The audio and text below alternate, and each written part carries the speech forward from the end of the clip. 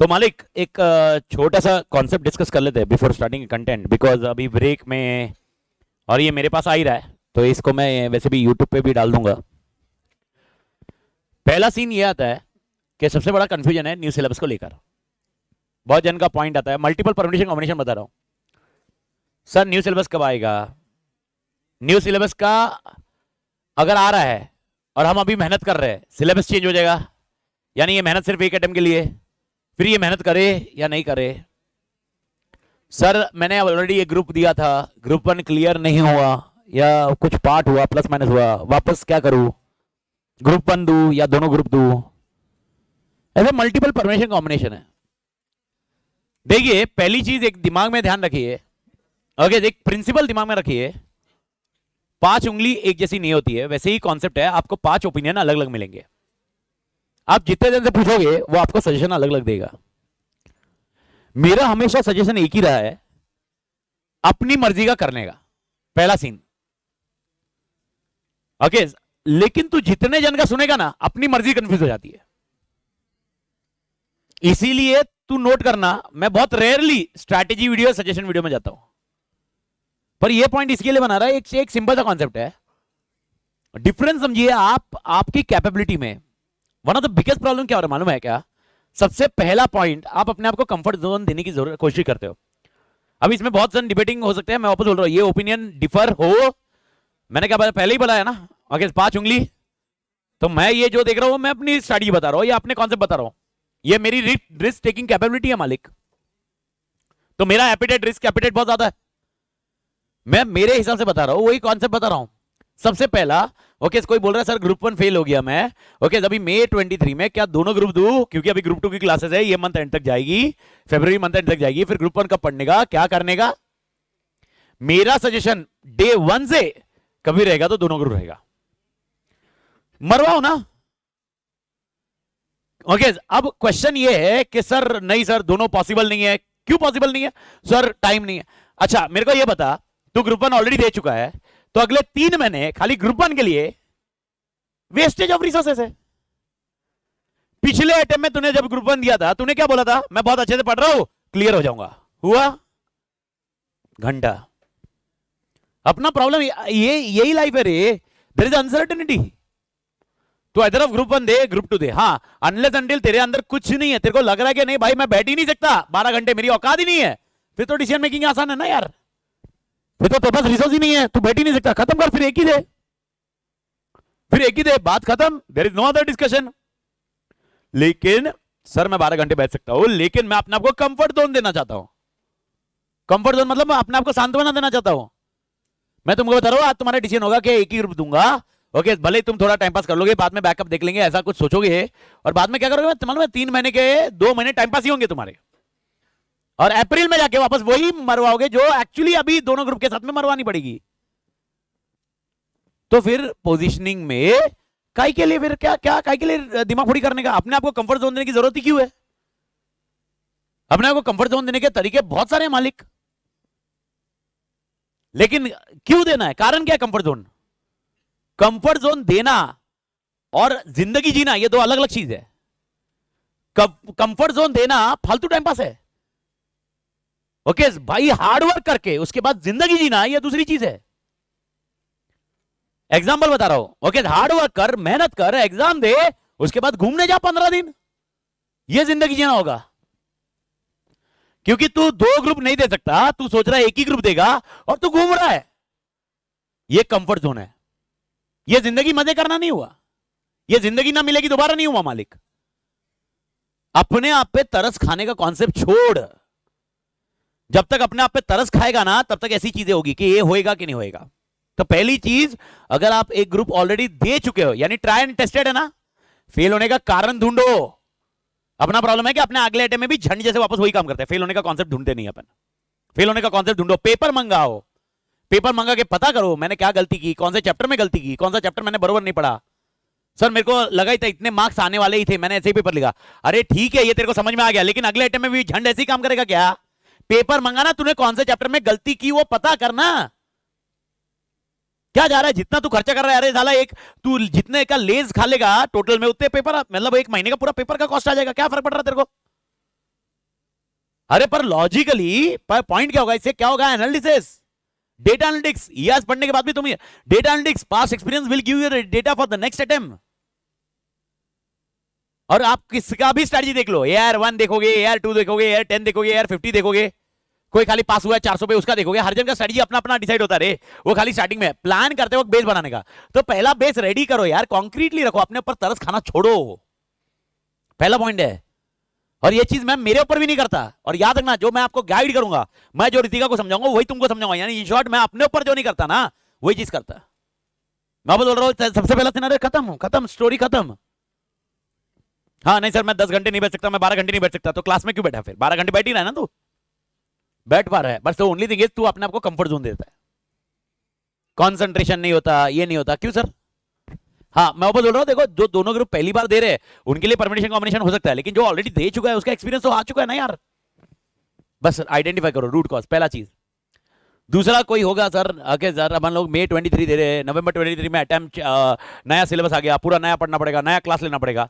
मेरा पहला क्वेश्चन है, क्या तेरे पास सिलेबस है क्या तेरे को मालूम है कब आ रहा है?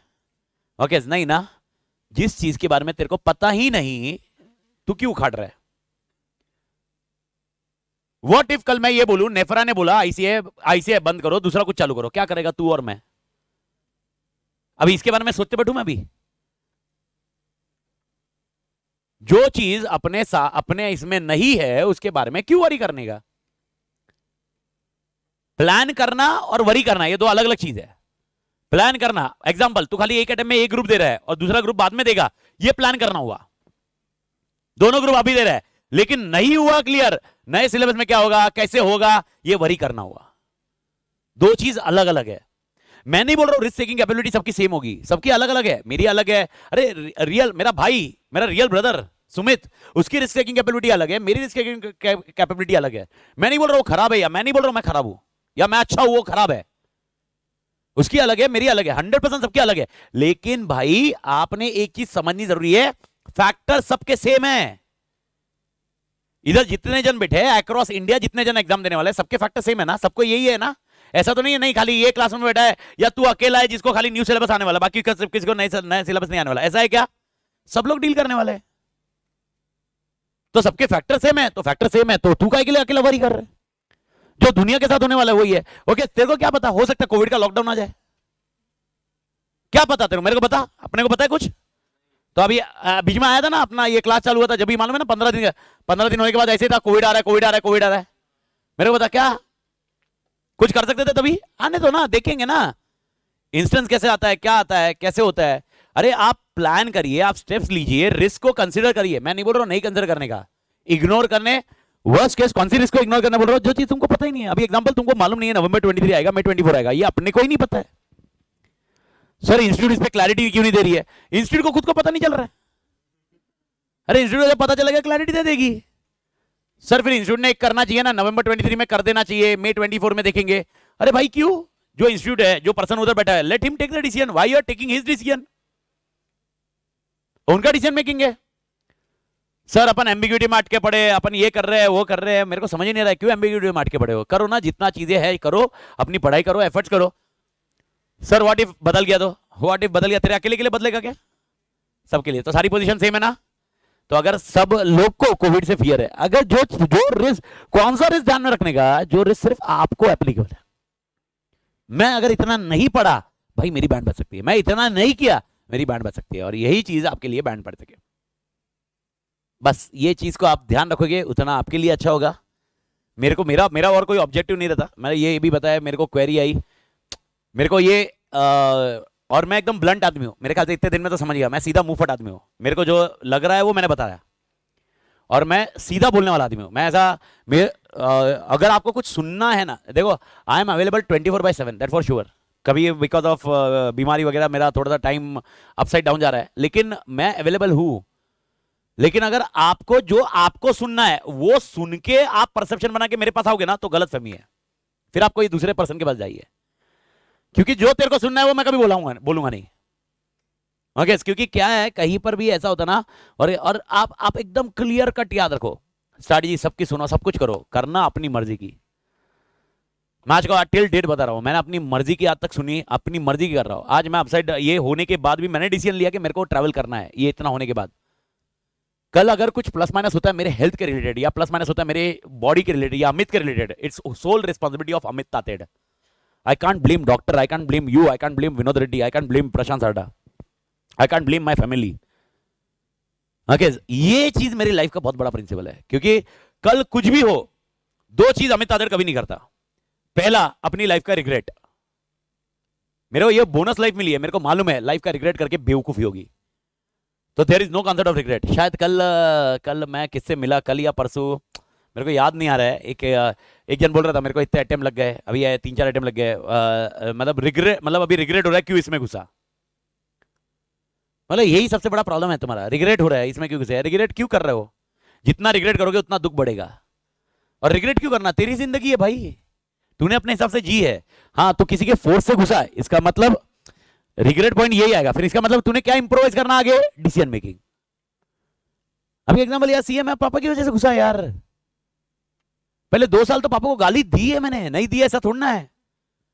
अरे बहुत बोला, मैं मन में बोलता था, मैंने कभी सामने सामने बोलने की हिम्मत है नहीं भाई पापा के, पर मन में बहुत बोलता था। जब तो अटेम्प्ट लग रहे थे, मैं बोला तुमको क्या पता चल रहा है दुनिया में, मतलब ऐसा बोलते हैं ना वो एक। लेकिन over a period of time, ठीक है भाई, वो मैं बोला ना, एक चीज समझ में आती है over a period of time. Okay, every person is correct, over a period of time समझ में आता है। 5x5 matrix over a period of time समझ में आता है, एक दिन में नहीं समझ में आता। एक दिन में अगर आ जाता तो शायद इस दुनिया में जितने भी जन होते सब 5x5 मैट्रिक्स से होते, तो लाइफ ही सेटल होती। तो बट वो उसको ट्रेन करना पड़ता है, अपने माइंड को ट्रेन करना पड़ता है। वही चीज अपने आपको ट्रेन करो यार। ये लाइफ का छोटा सा डिसीजन है, इंटरमीडिएट, इसके बाद आएगा तुम्हारा फाइनल डिसीजन, फाइनल देना। फाइनल के बाद आएगा जॉब का डिसीजन, प्रैक्टिस का डिसीजन। सालों 5 साल जॉब में काम करोगे, बाद में सोचोगे नहीं नहीं प्रैक्टिस कर लिया होता। ज्ञान चेपने वाले 50 मिलेंगे तेरे को। ओके, तेरे को वो मालूम है ना, मोटिवेशन लेक्चर मिलेगा। ओके, तू या खुद के सपनों के लिए काम कर या किसी और के सपनों के लिए काम कर, तो उसकी सुने तो जिंदगी में खुद के सपनों के लिए काम करने के लिए आएगा। लेकिन अरे नहीं है भाई, हर जन ऐसा नहीं बना रहता। किसी की लाइफ सेटल्ड है नौकरी में, किसी की लाइफ सेटल्ड है एंटरप्रेन्योर में, किसी की लाइफ सेटल्ड है भाई किसी के साथ पार्टनर काम करने में। मेरे लाइफ का सबसे बड़ा प्रॉब्लम है मेरा डिसीजन मेकिंग। इसलिए तुम नोट करना, मैं कभी पार्टनरशिप में कोई भी काम नहीं कर पाया, मैं आ ही नहीं पाया, मैं आ ही नहीं पाया, क्योंकि कॉन्सेंट्रेटिज्म मेरा होगा ही नहीं, क्योंकि मेरे रिस्क टेकिंग कैपेबिलिटी खतरनाक है। मेरा एक ही पड़ जाता, कर ले क्या होएगा, या तो हाँ खत्म है, ना हुआ तो ठीक है भाई, हाँ हुआ तो ठीक है सर। लाइफ का रिग्रेट ये निकालो। और दूसरी चीज है ना, ओके, रिस्क टेकिंग कैपेबिलिटी को कॉन्सेप्चुअली ये ध्यान करो। ओके, और ये आइडेंटिफाई कैसे होता है कि what is best suitable for you. मेरे को बताओ, आज मेरे लिए बेस्ट टीचिंग है ये मेरे को पहले दिन पे मालूम पड़ा था क्या, over a period of time by doing trial and error. Over a period of time समझेगा, एक काम करोगे। मैं टीचिंग में क्यों आया, कहानी स्टोरी मैंने बताई पता नहीं, पर टीचिंग में क्यों आया था, ट्रेनिंग सेशन में था, एचडीएफसी बैंक के ट्रेनिंग सेशन में था, उधर ट्रेन कर रहा था। उधर थोड़ा ना ये कभी कंटेंट पढ़ाया, मैं तो ट्रेन कर रहा, ट्रेन करते करते समझ में, ओ माय गॉड यार ये मजा आ रहा है। मेरे सामने वाले ने अप्रिशिएट किया।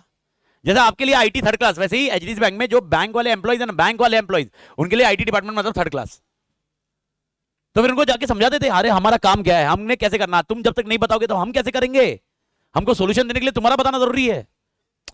तब बिजनेस वाले जो आते थे, वो बिजनेस मतलब एचडीएफसी बैंक के एम्प्लॉइज, वो सब अरे क्या बताया था यार भाई, तोड़ मतलब तातेड़ बोलते थे तभी। अरे भाई जबरदस्त, ये खत्म, मेरे को समझ में आया साला बना इसके लिए। फिर घुसा फिर पहले पता ना मालूम था ईएएस पढ़ाना है, इसका पढ़ाना है, कुछ पढ़ाना है। मेरा कैरियर स्टार्ट हुआ सालों ऑडिट से, लॉ से। मेरा जब स्टार्टिंग का कैरियर चालू हुआ, I was in GK classes 2010, I started my career with law and audit. रे लॉ के चैप्टर पढ़ाता था, फाउंडेशन के लॉ पढ़ाता था, थोड़ा ना ईएएस था, मेरे को मालूम ही नहीं था ईएएस, डेस्टिनी। आगे आगे बढ़ते जाओ, आगे आगे काम होते जाएगा। बस बेस्ट सूट के लिए डिसीजन लेने की क्षमता आपके पास होनी चाहिए। एग्जांपल बोल रहा हूं, जिस दिन मैंने बैंक की जॉब छोड़ी ना, राउंड टेबल कॉन्फ्रेंस था मेरे घर पे, मेरे पापा, मेरे बहुत सारे रिलेटिव्स सब आके बैठे हुए थे और मेरे को बोल रहे थे, भाई तेरे हालत, घर की हालत ऐसी है जिसमें तेरे को अच्छी पोजीशन मिली है, क्यों छोड़ रहा है। फिर मैंने डिसीजन लिया कि नहीं भाई, मेरे को जो पसंद है वो करने दो, ये डिसीजन लेने की क्षमता। अब यही डिसीजन लेना कैसे है, क्या है, ये क्या परम्यूटेशन कॉम्बिनेशन है, बेस्ट कब आएगा, over a period of time आएगा, जैसे डिसीजन लोगे। सीए बनना, और पहला डिसीजन एकदम क्लियर कट रहो, सीए बनना है या नहीं बनना है। अगर आपका आंसर नहीं, कहीं पर भी नहीं आ रहा ना, दिमाग फोड़ी मत करो, घर पे जाके समझाओ, नहीं समझ रहोगे मेरे को बुलाओ, मैं समझाता घर पे। नहीं समझ रहे, मैं समझा था भाई यार, तू दूसरा करने दो भाई, फालतू में इसमें रखड़ेगा और क्लियर भी हो जाएगा, कुछ कुछ कुछ नहीं होने वाला। और अगर करना ही है तो सीधा बात खत्म, फिर एकदम सही तरह से करो, अपने ऊपर है ना तरस खाना छोड़ो, सबसे पहला प्रिंसिपल बनाओ। और दूसरा प्रिंसिपल एकदम लाइफ में याद रखो, जो मैं हमेशा बोलता हूं, कौन सा स्टेटमेंट है मालिक, परफेक्शन या consistency. Don't focus on perfection. मेरा एक ग्रुप बहुत बढ़िया होगा, मैं एक ग्रुप दूंगा, अगले अटेम्प्ट तक भी नहीं होएगा। मेरा ये बहुत अच्छा होगा, उसके बाद मैं दूंगा, ओके दूंगी, नहीं होगा। परफेक्शन नहीं, कंसिस्टेंसी, देते जाइए आगे बढ़ते जाइए, सही जाते जाएगा मालिक, बहुत अच्छे से जाते जाएगा। तो भारत माता की, कितने ग्रुप देने के, दोनों देने के, बात खत्म। जिसको लग रहा है कि नहीं पढ़ सकता सिंगल ग्रुप पे जा, ठीक है तुम्हारी मर्जी, लॉजिक है, जा सकते, कोई दिक्कत नहीं है, लेकिन दोनों ग्रुप पे देने का, बात खत्म।